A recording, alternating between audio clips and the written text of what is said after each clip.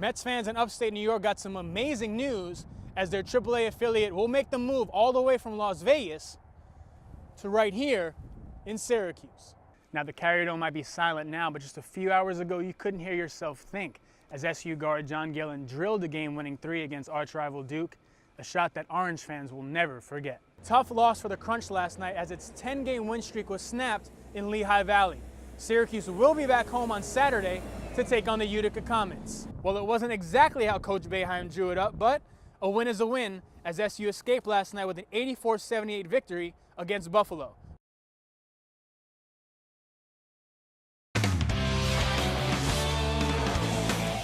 The regular season might be months away, but SU fans got a taste of what they could be in store for in the fall. The Orange held their annual spring showcase earlier today, the first step in what hopes to be a better year for Dino Babers in his second season at the helm. Good to see junior quarterback Eric Dungy back on a football field. As you recall, Dungy missed the last 3 games of the season with an injured leg. Early on, it's Dungy's counterpart Zach Mahoney with a poor pass that lands right in the hands of Antoine Cordy. He'd take it all the way to the house for the pick 6. Team Orange strikes first. It's 7-0. But Dungy looking to get his squad on the board. Almost getting picked off here by freshman linebacker Nadarius Fagan. He can't believe he dropped it. That would have definitely been a touchdown. Team Orange up 7 in the 4th, and Dungy gives his squad some breathing room. A gorgeous throw here and an even better catch by Devin Butler. Check this catch out, getting his feet down in bounds. Team Orange would go on to win the spring game 14-0. After the game, Coach Babers addressed the pressure of having a bounce-back year in his sophomore campaign. About 3 hours after the spring showcase, it was senior day for the SU men's lacrosse team, and it took the field for its final regular season home game. Senior captain Ben Williams was honored before the game as he celebrated with family and friends. Williams and the Orange looking for their 9th straight win as they hosted Binghamton. Late first quarter is Jamie Trimboli with the rip. That score puts the Orange up 2. SU attack on another one and lead at 4-1 after 1. Second quarter, Binghamton comes roaring back. They'd score 4 straight, capped off with this rocket by former Baldwinville high school star Stephen Petrelli. Bearcats take the lead 5-4. Later in the quarter, game tied at 5. The Orange with great ball movement, leading to Jordan Evans sneaking it in for the goal. SU up 6-5 at the half. Fourth quarter, it's Jamie Trimboli again, this time with the grown man move, bouncing off his defender and sending a rocket into the net. Orange go up 2, and SU hangs on to win another 1-goal game, 9-8, your final. Sticking with SU, former Orange forward Tyler Lydon has signed with an agent. Lydon made the announcement just a few weeks ago that he will be declaring for the 2017 NBA draft, but he officially made it a done deal by signing with Priority Sports. Lydon will be heading to Chicago this week to prepare for the draft. Many experts project Lydon to go late in the first round. Staying on the hardwood, Game 4, Rockets Thunder. OKC looking to even the series at 2.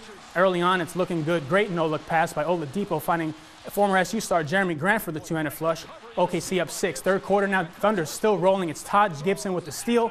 Outlet to Westbrook, who sets up Steven Adams perfectly with the no-look bounce pass. OKC up 14, but the Rockets eventually tie it in the 4th. Less than 10 minutes to go, all night at 79. It's Lou Williams with the drive, bucket, and the foul. Rockets go up 3. Houston's still up 3. Less than a minute to go. It's the Beard with the step back from 15. He drains it.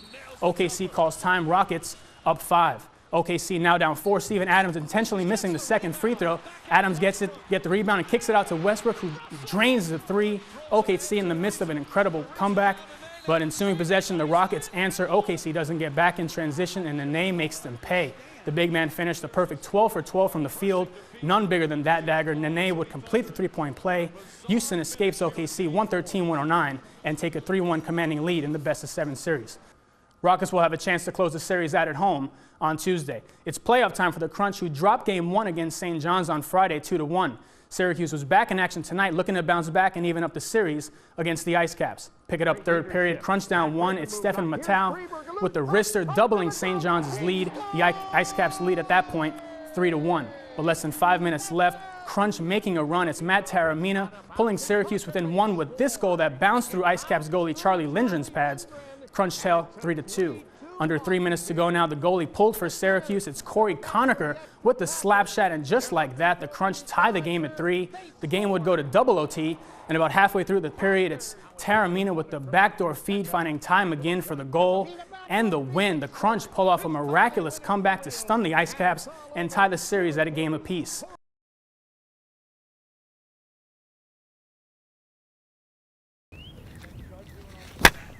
Oh, there we go.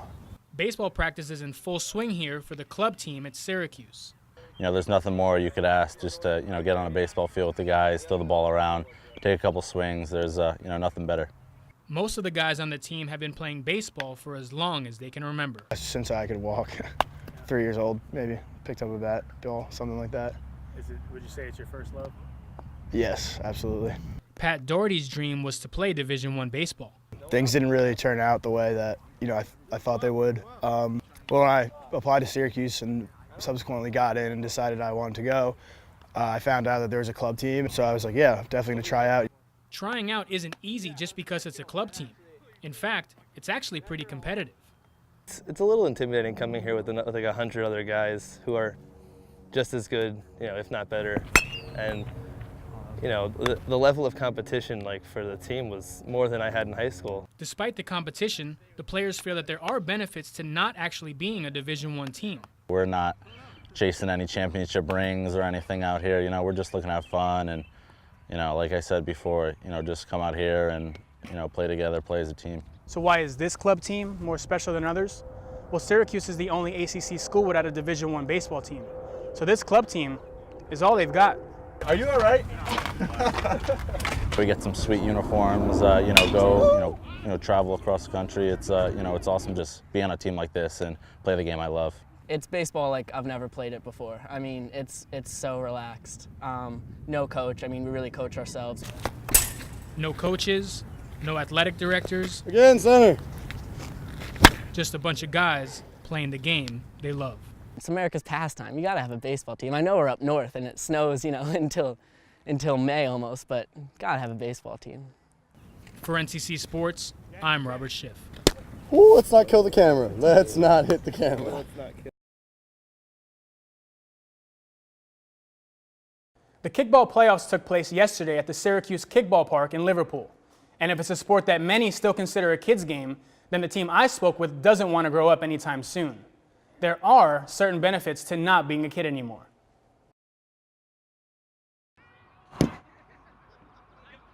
Hanging out with friends and drinking, because you can't drink in middle school.